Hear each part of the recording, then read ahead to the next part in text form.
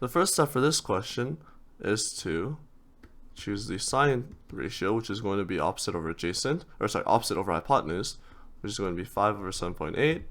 And if you multiply the top and bottom by 5, you're going to get 25 over 39. Next, we're going to see cos theta. Cos theta is going to be equal to adjacent over hypotenuse, or if you multiply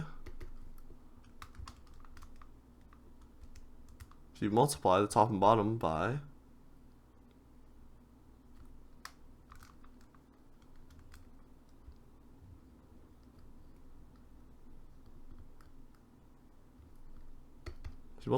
the top and bottom by 10, you're going to get 60 over 78. We can reduce this into 30 over 39. This can be further reduced into 10 over 13. So this will be the final reduced form.